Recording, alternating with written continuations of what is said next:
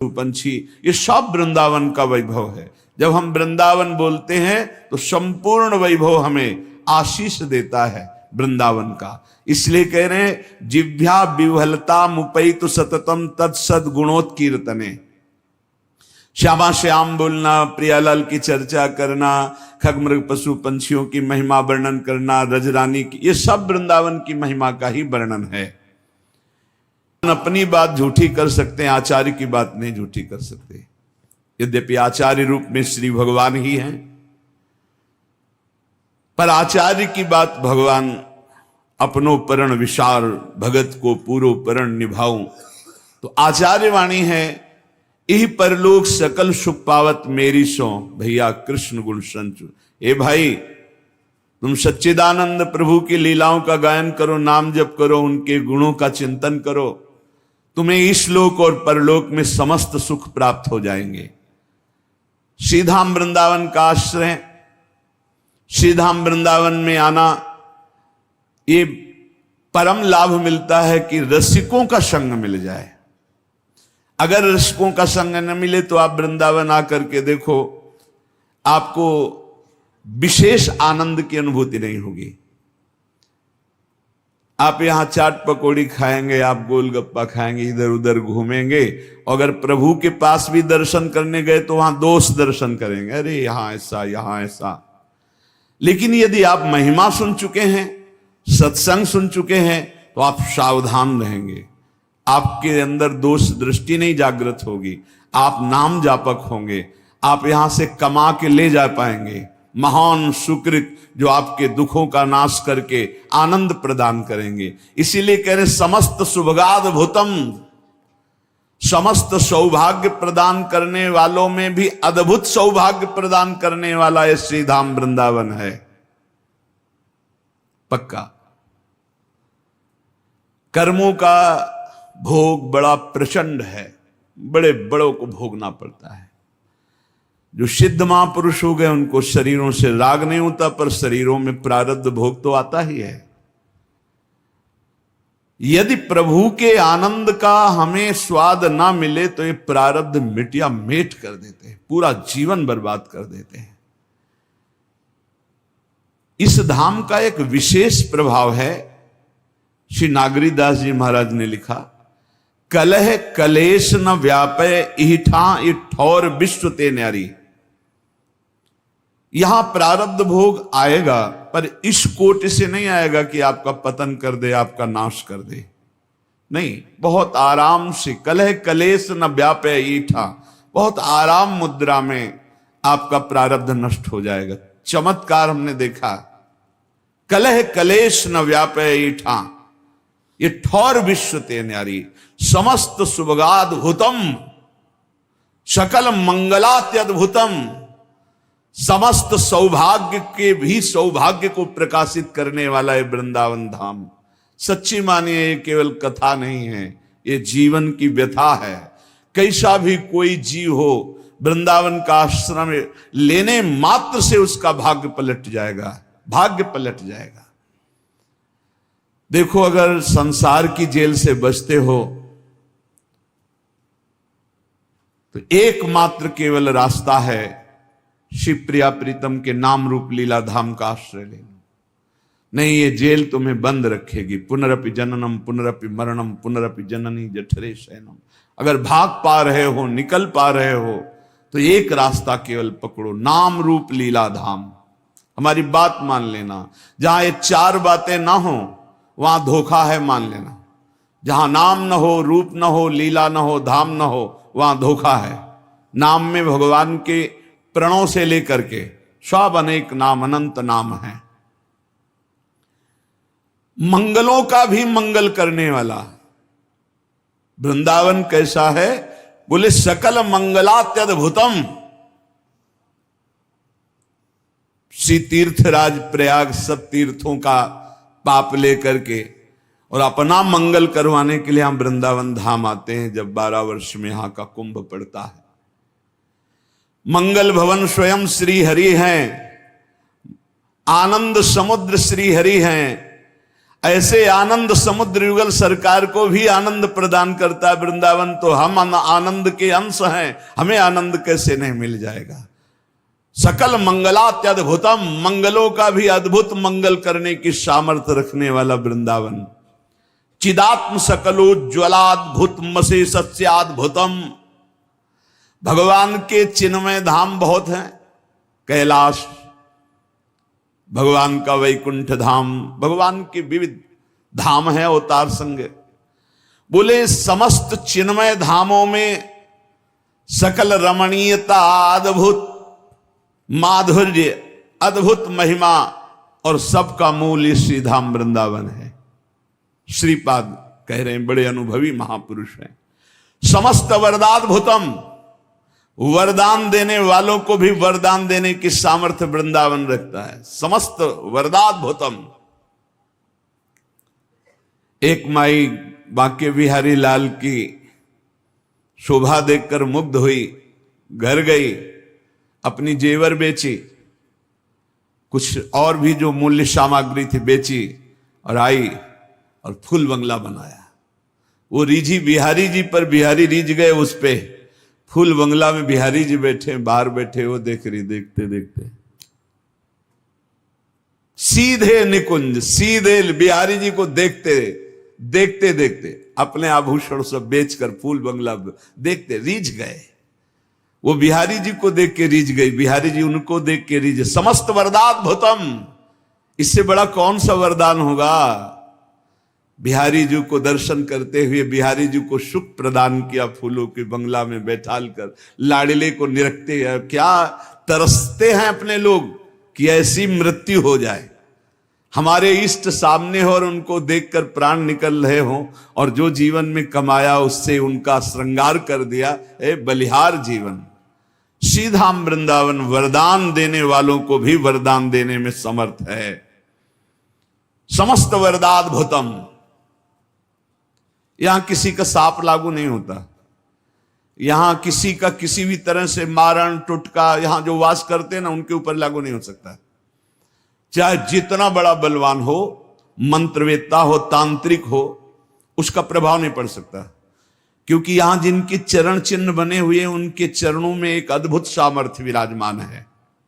वैसे तो अनंत शक्तियां हैं, पर वरदान देने वालों को भी वरदान देने की सामर्थ्य क्यों है वृंदावन में? क्योंकि प्रियाजू के चरण चिन्हों से चिन्हित ये भूमि है, और प्रियाजू के चरण चिन्हों में जो एक बार अपने आप को समर्पित कर चुका है, शाप ताप रोग शोक दारुण दुखारी, ये लाल इष्ट दुष्ट दलन कुंज भवनचारी प्यारी जू के चरणारविंद है। जो धामवासी है वो कोई बाहरी उसको शाप देना चाहे लागू ही नहीं होगा। ताप दैहिक दैविक भौतिक, कोई भूल चूक से पाप बन जाए धाम में लागू ही नहीं होगा उसके ऊपर। रोग शोक दारुण दुख हो ही नहीं सकता। जिसने श्रीधाम वृंदावन का आश्रय अखंड वास स्वीकार कर लिया, नहीं हो सकता। बहुत ऐसे उदाहरण हमने देखे, बहुत उदाहरण कि बड़ी बुरी दशा शरीर की और बड़ी उच्च कोटि की दशा को प्राप्त हुए शरीर छूटते ही, बहुत उच्च कोटि की दशा को। ये आंखों देखी घटनाएं हम बता रहे हैं आपको। विश्वास कीजिए, श्रीधाम वृंदावन का चमत्कार देखा। वो जब आते थे बहुत भागवतिक प्रश्न करते थे, बड़े स्वस्थ शरीर के थे। एक दिन हमने कहा कि ऐसे प्रश्न करते करते शरीर छूट जाएगा, बंद करो ये सब प्रश्न करना और श्री जी के शरण में होकर नाम जप करो, मत जाया करो विदेश। यहां अपने धर्म से युक्त होकर प्राण त्यागने की तैयारी करो। उनको लग रहा था कि संत जन ऐसे बोलते रहते हैं। कुछ दिनों में आए और उनका कैंसर हो गया, शरणागत। हम कहा आप डरना मत, जितनी श्वासें बची राधा राधा बोल गए। ऐसी हालत हो गई कि पूछो मत। कैंसर तो जो अपना रूप धारण करता है। कहा भाई अरे वो तो रो पड़े, बस तुम वृंदावन आ जाओ। कैसे आ सकते हैं, यहाँ सब डॉक्टर वो जकड़े हुए, वो सब लगे हुए, कैसे? कदापि नहीं आ भाई, अब तुम्हें जाना है, तुम बस आ जाओ वृंदावन। हमारी बात मान लो, जैसे बने वैसे तुम आ जाओ। तुम्हें जाना है, कोई डॉक्टर नहीं बचा सकता, तुम आ जाओ वृंदावन। यही सामने भक्ति वेदांत में जब आए सूचना मिली, गए तो दृश्य ही बदल चुका था, आंखें धस गई, सब शरीर रो पड़े, महाराज भयंकर कष्ट है। तो एक चितवन होती है हमारी श्री जी की, वो निहाल करने वाली होती है, वो बनावटी नहीं होती, वो उस समय हुई का राधा राधा राधा बोलो, और हृदय भराया कि श्री जी, जीव अपनी ताकत से आप तक नहीं पहुंच सकता, आपकी कृपा से बस एकदम भावुकता का निश्चिंत। उतर के कुटिया पहुंचे, सूचना आ गई, पधार गए, हो गया काम, जा ले जा। समस्त वरदाद्भुतम, विश्वास मानिए अनंत जन्मों की बिगड़ी बनाने में समर्थ है वृंदावन, कभी कोई चूक ना करे। यदि वृंदावन वास मिल गया तो किसी भी स्थिति में वृंदावन मत छोड़ना, हमारी प्रार्थना मान लेना, अनंत जन्मों की बिगड़ी बन जाएगी। ये मायावी रिश्ते नाते लार, ये मायावी धन संपत्ति की भोग वासनाएं, ये शरीर की सुख वृत्तियां, चलो बंबई वहां अमृत पिला दिया जाएगा, तुम अमर हो जाओगे, ये सब माया के नाटक हैं, मत भूलना। जो कछु लिख्यो लिलाट, दुख सुख देह संग भुगते गो, जहां जाएगो या सिद्धांत अभंग, यह सिद्धांत अभंग, तजत क्यों धीरज प्राणी, वृंदावन परिहरे प्रिया प्रीतम रजधानी। जो कुछ लिखा है भाग्य में, भाग के जाओ, भोगना पड़ेगा। यहां तो मिटा देंगी मेरी लाडली जो है, अधिक कष्ट कभी देखा ही नहीं। जब अधिक कष्ट हुआ है तो अधिक दुलार मिला है, कई बार बताया, आप विश्वास कीजिए। इसलिए प्रार्थना है, ना वास कर पाओ अगर सौभाग्य ऐसा, नहीं तो आश्रय। आश्रय ऐसे माना जाता है कि जैसे आप विदेश गए हो, लौट करके आप जहां छुट्टी मिली तो घर के लिए कैसे भागते हो, ऐसे वृंदावन के लिए भागो। और आपका एक एक दिन वृंदावन के चिंतन से व्यतीत हो तो आपका दृढ़ आश्रय माना जाएगा कि आप वृंदावन आश्रित हो। जो वास वाले को फल मिलता है वही आश्रय वाले को भी फल मिलता है। शकल कृष्ण धामाद्भुतम, भगवान श्री हरि के धामों में बड़ा अद्भुत धाम वृंदावन है। तदे तदखिलाद्भुतम भज रसेन वृंदावनम, तो यहां का भजन करने वाले भी अद्भुत हैं। ऐसे अद्भुत भजनानंदियों का संग करके, रस में डूब करके श्रीधाम वृंदावन का भजन करो। एक एक तुम्हारी वृत्ति जितनी कीमती है वो कीमत संसार में है ही नहीं। एक एक श्वास तुम्हारी जितनी कीमती, वो संसार में धन ही नहीं है कि तुम्हारी श्वास का कीमत दे सके। जैसे आपको वर्णन किया कि आपने 50-60 वर्ष में, 60 वर्ष में आपने जितना रुपया कमाया, अब आखिरी श्वास हो, आप कह दो एक श्वास और बढ़ा दो, 100 रुपया दे देंगे, एक श्वास नहीं बढ़ेगी। अरे भाई, ये अमूल्य श्वासें केवल सार्थक होती हैं भगवान नाम में। राधा राधा, कृष्ण कृष्ण, राम कृष्ण हरि, जो नाम लोगे तभी सार्थक होंगी। इसलिए धाम का आश्रय, धाम का वास, प्रिया प्रीतम के चरणों की शरणागति, खूब नाम जप और अपने जीवन को प्रतिपल संभालते रहिए, कहीं फिसल करके माया में न चला जाए, कहीं माया के गर्त में न गिर जाए जहां से चढ़ना बड़ा मुश्किल होता है। संत महापुरुषों के वचन भगवत मार्ग में हमें बड़ी पुष्टता प्रदान करते हैं, भगवत मार्ग में उत्साह प्रदान करते हैं। कुछ हमारी कमियां रहती हैं जो संत वचनों से ही दूर होती हैं। अहंकार नष्ट होता है जो संत वाणी से ही दूर होता है। हमारे विचारों की पवित्र गंगा प्रकट हो जाती है जहां संत वाणी श्रवणेंद्रिय से सुनी जाती है। हमारे हृदय में अद्भुत वैराग्य उत्पन्न होता है, संत वाणी का अमोघ प्रभाव होता है। प्रसंग चल रहा था कि जो संत हैं, जो साधक हैं उत्तम भगवत प्राप्ति के मार्ग में चलने वाले, वो विद्या विनय संपन्ने ब्राह्मणे गविहस्तनी सुनी चुपाके च पंडिता समदर्शिना, वो समदर्शी होते हैं। वो विद्या विनय से संपन्न ब्राह्मण में, गाय में, कुत्ते में, चांडाल में, हाथी में एक ही परमात्मा तत्व को देखते हैं जो है, विराजमान है। पर कुछ लोगों का कहना है कि बर्ताव समान होना चाहिए। बर्ताव समान हो ही नहीं सकता। बर्ताव में विषमता होगी, दृष्टि में समानता होगी। वो अज्ञानी है जो वर्ताव में समानता की बात करे। कल चर्चा हुई थी कि वर्ताव में समानता हो ही नहीं सकती। कुछ लोग इसका उल्टा भाव लेते हैं कि वही समदर्शी, वही ज्ञानी है, वही महात्मा जिसका व्यवहार समान हो। व्यवहार समान नहीं हो सकता। व्यवहार में भेद होगा, विषमता होगी, संभव ही नहीं है। जैसे कल चर्चा हुई थी कि हमें हाथी का पेट भरना है और कुत्ते का पेट भरना है, तो जिससे हाथी का पेट भरेगा उससे कुत्ता खाएगा ही नहीं। बड़े बड़े पत्ते, घास, डाल, उससे उसका पेट भरता है। और कुत्ते को रोटी दे दो, उससे पेट भर जाएगा। दृष्टि में दोनों समान है, लेकिन आहार का भेद है और व्यवहार का भेद है। हाथी की बड़े बड़े राजा लोग बड़े बड़े सवारी करते हैं लोग, पर कुत्ते की सवारी तो केवल भैरव बाबा ही करते हैं, दूसरे के सामर्थ्य नहीं। भैरव जी का वाहन। गाय का एक ही लाइन में रखा गया है। विद्या विनय संपन्ने ब्राह्मणे गवि हस्तनी। गाय, इनमें भगवत दर्शन कर रहे हैं। सुनी चे सोपाके चा पंडिता समदर्शिना। चांडाल में, कुत्ते में, हाथी में, सब में भगवान का भाव करना, लेकिन व्यवहार नहीं हो सकता। व्यवहार में विषमता रहेगी। व्यवहार में जो समता करता है या तो पागल है और या उसको ज्ञान नहीं है। व्यवहार में विषमता बनी रहेगी। जैसे हम एक ही खाद्य से सबको पुष्ट नहीं कर सकते, सबका अलग अलग खाद्य है, विलक्षण है। व्यवहार में विलक्षणता रहेगी, व्यवहार में विषमता रहेगी। जैसे हमारे अपने संपूर्ण देह है, पर अलग अलग विषमता है। आंख देखने का काम करती है, कान सुनने का काम करती, जबान बोलने का काम करती, रसेंद्री स्वाद का काम करती। व्यवहार में भिन्नता है।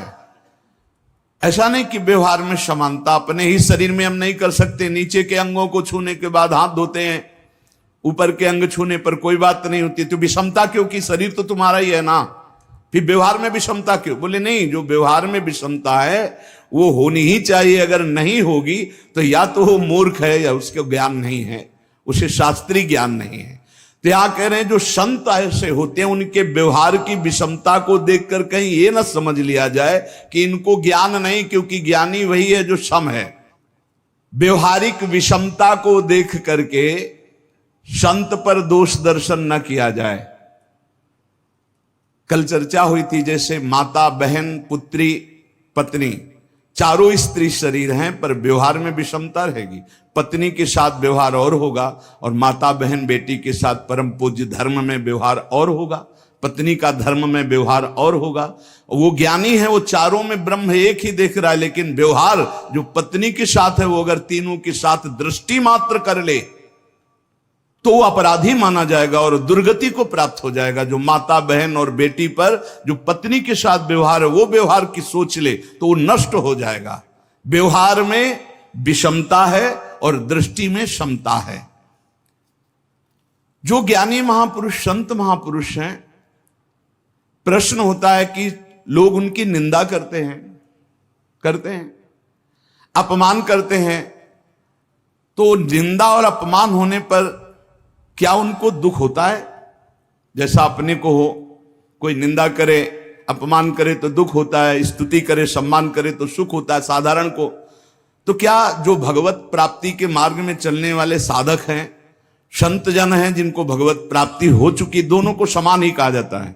एक जो भगवत प्राप्ति होने वाला है साधक, जो भगवत प्राप्ति की तीव्र लालसा है, और ये जो भगवत प्राप्त है, ये एक ही पंक्ति में है, कोई अंतर नहीं इनमें।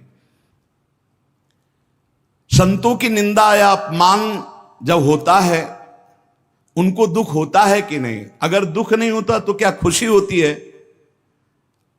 कैसी स्थिति होती जब संत की निंदा होती और अपमान होता है?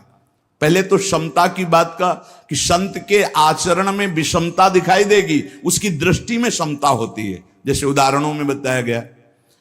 अब यहां उत्तर दे रहे हैं कि वो दोनों बातों से ही बड़ा विलक्षण होता है। जब कोई निंदा अपमान करता है तो साधारण मनुष्य को दुख होता है, तो आपने पूछा क्या उनको दुख होता है? बोले नहीं। तो क्या उन्हें सुख होता है? बोले नहीं। एक विलक्षण स्थिति होती जो दुख सुख से परे है। अब लोगों की स्थिति केवल दुख और सुख में होती है, और संत की स्थिति दुख और सुख से परे होती है। सुख दुखे समय कृत्वा, न हर्ष है न शोक है। जहां मान अपमान निंदा स्तुति में किंचन मात्र न हर्ष न शोक, वो संत है। न शोक हुआ न हर्ष हुआ। तो क्या संत की कोई निंदा करे अपमान करे तो वो लोग प्रतिकार नहीं करते? दोनों बातें हो सकती हैं। अपमान निंदा होने पर वो शांत सम भी रह सकते हैं और भारी प्रतिकार भी कर सकते हैं। भारी प्रतिकार करने पर भी उनके हृदय में न राग है न द्वेष है। दोनों बातें हैं। वो प्रतिकार भी कर सकते हैं। जगत मंगल के लिए करना पड़ेगा। जैसे कबीरदास जी ने भीड़ ना जमा हो इसलिए काशी की एक वैश्या को लेकर पूरी नगरी में घूम गए। अब लोगों की श्रद्धा तो ऐसे ही है, कोई विशेष निष्ठावान होते हैं, नहीं तो सद्गुण और वाहवाही को देखकर भीड़ इकट्ठा होती है। सद्गुण और वाहवाही, जरा सा दुर्गुण दुराचार का प्रचार हो जाए, जरा सा झूठी, भीड़ हटने लगेगी। वो तो फिर लीला करके ऐसे, वैश्या ने जे देखा कबीर शाह आए तो प्रणाम किया, कहा भगवान मेरी गली में आना आपकी निंदा का कारण हो जाएगा। तो उनका बेटा कुछ ऐसा ही मैं करवाना चाहता हूं कि हमारी निंदा हो, क्योंकि बहुत भीड़ आती है, भजन में विघ्न पड़ता है। बोले प्रभु जैसी आज्ञा। तो गंगा जल की बोतल हाथ में लेके अब तो पूरी काशी नगरी में हाहाकार मच गया। कोई कहता पहले से कहते थे ऐसे ही है, कोई कहता नहीं नहीं ये इनकी लीला है, बिल्कुल नहीं मान सकते, कुछ भी करे ये साक्षात भगवत प्राप्त महापुरुष है। बड़ी अलग अलग भावनाएं। कुछ ऐसे चुटके जो निष्ठावान थे वो जाकर दंडवत करते, बका भीड़ तो खत्म हो गई। राजा को अश्रद्धा हो गई काशी नरेश को कि ऐसा कैसे नहीं। अगर लीला भी करनी तो ऐसी लीला जिससे हजारों की श्रद्धा का नाश हो जाए। बहुत कबीरदास जी वहां गए तो उतर के साष्टांग दंडवत करता, श्रद्धा ही खत्म हो गई तो साष्टांग दंड। तो जल लिया और शांत शांत शांत। उनका अब क्या लीला कर रहे हो, अब क्या शांत शांत? बोले जगन्नाथपुरी में उनके पार्षद के वस्त्र में आग लग गई, तो आग लग रही थी, उसको शांत किया है। यहां से जगन्नाथपुरी की आग शांत कर रहे। तुरंत घोड़े दौड़ाए। कुछ समय बाद सूचना आई यहां कबीरदास जी यहां थे, उन्होंने ही आग बुझी। तो उनको लगा रहे तो सिद्ध चमत्कारी पुरुष। तो कभी कभी अपनी निंदा और अपनी प्रतिष्ठा का जो नाश करने वाले व्यवहार हैं, वो दूसरों के कल्याण के लिए उनका प्रतिकार भी किया जाता है। जरूर ऐसा होता है, जीवन में ऐसा होता है। जो भगवत मार्ग में चलने वाले होते, ऐसा कुछ को सह लिया जाता है और कुछ का प्रतिकार किया जाता है। कभी कभी संत महापुरुषों को अपनी निंदा और अपमान करने वालों का भारी प्रतिकार करना पड़ता है, उनको उतरना पड़ता है। क्यों? क्योंकि हजारों की श्रद्धा का विषय होता है, हजारों की श्रद्धा का नाश उसमें हो जाता है। संसारिक पुरुषों को ऐसा लगता है ऐसा कैसे हो सकता है? तो तुम प्रभु को नहीं जानते, इसलिए तुम्हारे हृदय में ऐसा। एक दिन चर्चा में सुनाया था कि अगर पत्थर में कमल खिल गए हैं ऐसा कोई कह दे और वो नाम जापक है तो मान लेना ऐसा हो सकता है। पत्थर में कमल खिल गए क्योंकि वो भगवान का भक्त है, वो नाम जापक। कर तुम अकर तुम अन्यथा कर तुम सर्व समर्था सा ईश्वरा। उन्हीं भगवान के प्रताप से सब हो रहा है, उन्हीं के भगवान के, तभी उसी प्रताप को तो तुम देखो, उसी प्रताप को देखो।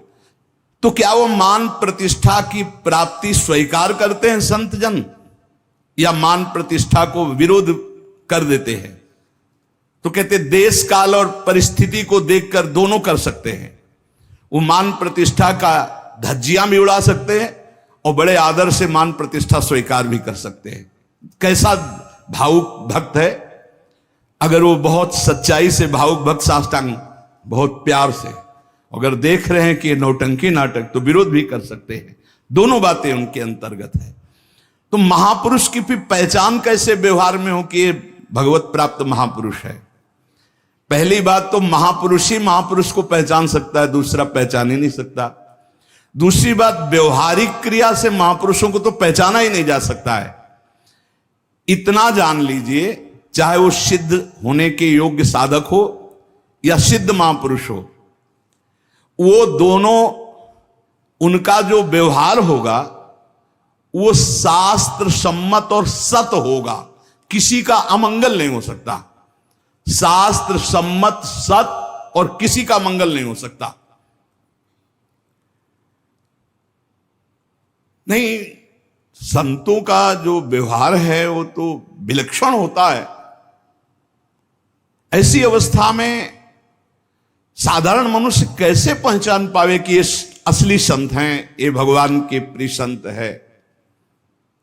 बताया तो बिना भगवान को प्राप्त किए भगवान के संतों को नहीं जान सकते हो। ऐसा कैसे हो सकता? कोई बाहरी क्रिया नहीं, बाहरी क्रिया तो नाटक के पात्र भी कर लेते हैं। बाहरी क्रिया तो नाटक के पात्र भी कर लेते हैं।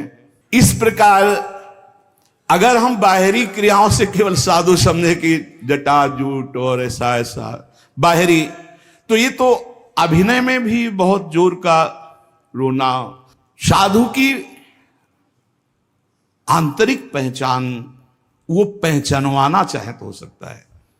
एक उदाहरण में बताते हैं कि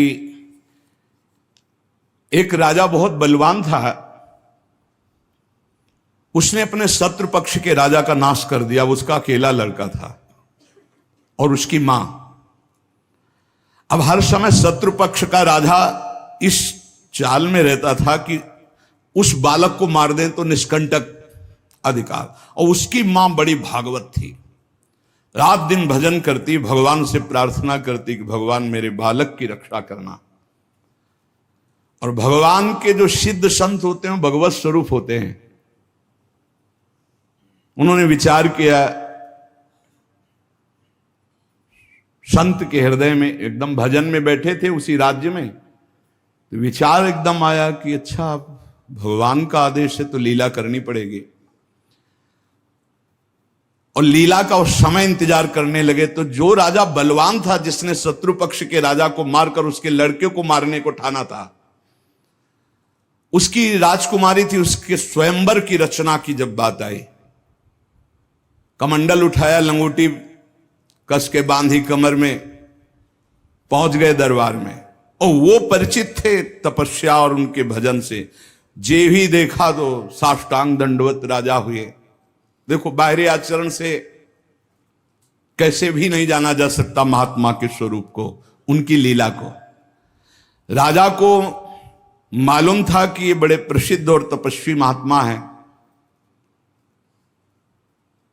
राजा ने तत्काल अपनी कन्या को बुलाया, प्रणाम करो आप, महाराज आए हैं।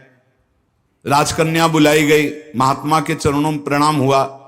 महात्मा ने ऐसे देखा नक्सिक तक और कहा, इस लड़की का तो विवाह हम करेंगे, किसी राजकुमार से न कर देना। राजा तो एकदम होश उड़ गए। पर बहुत वो प्रवीण भी थे, राजा बुद्धिमान थे। तो उनका, महाराज ब्याह तो आपसे ही कर देंगे, आप जैसा सुयोग्य वर कहां मिलेगा। 80 वर्ष की अवस्था, शरीर में झुर्रियां पड़ रही, दूल्हा की पोशाक मात्र में लंगोटी, धन संपत्ति मात्र में लौकी का कमंडल, आप जैसा दूल्हा कहां मिलेगा।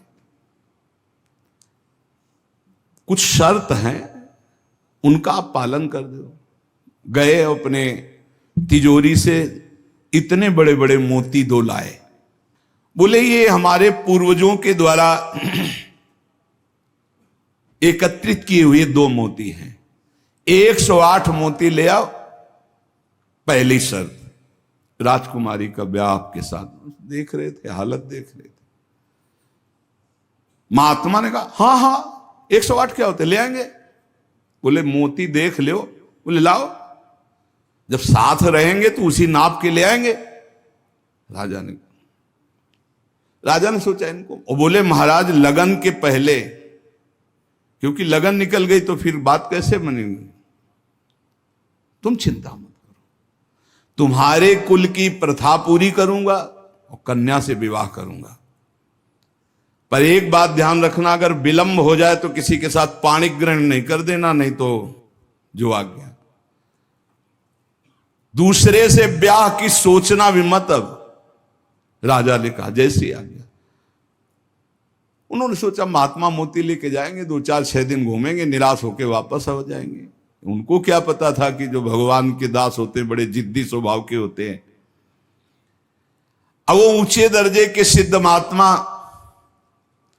हाथ में मोती लिए हुए पहुंचे, विचार किया कि यार मोती किससे मांगूं, किससे खोजूं, कहां जाऊं। तो उनका समुद्र को रत्न गर्भा कहा गया, क्योंकि समस्त रत्न है, रत्नाकर है, सब रत्न उसमें विराजमान। समुद्र ही से सीधे मांग लेते हैं चल के। गए, ध्यान आया कि 3 दिन तक भगवान राम जो है उपवास करके बैठे रहे, नहीं आया तो हम तो 30 दिन बैठे रहेंगे तो नहीं आएगा, क्या करें। तो लौकी का कमंडल था, कमंडल उठाया, उलीचने लगे। 1 दिन 2 दिन 3 दिन लगातार, और खूब नाम जप भगवान का, और हर कमंडल में नाम जप करके, मंत्र जप करके जल उलीचने लगे। नाम का प्रभाव समुद्र के हृदय में जलन पैदा हो गई। समुद्र एक साधारण पुरुष के रूप में पीछे से आवाज की, बाबा ये क्या कर रहे हो। समुद्र को खाली कर रहे हैं, और क्या कर रहे हैं। बोले तुम्हारे लौकी के कमंडल से समुद्र खाली हो जाएगा। बोले मजाक करो मत करो, एक महात्मा ने चुल्लू में पी गए थे, अगस्त जी चुल्लू में पी गए थे, ज्यादा हमको चैलेंज मत करो। समुद्र डरा, बोले उलीच काहे के ले रहे हो, तुम हमें बता सकते हो। बोले सुना है रत्नाकर है, बड़े बड़े रत्न है समुद्र में, हमें 108 मोती चाहिए। बोले अगर मोती मिल जाए तो समुद्र उलीचना बंद करो, काहे को मेहनत करेंगे हम। बोले वो तो हम दे रहे हैं तुम्हें, दिखाओ मोती। मोती निकाले हुए से ढेर सारे मोती, एक लहर आई, नाप नाप के 110, क्योंकि 2 वो और 108 झोली में डाले।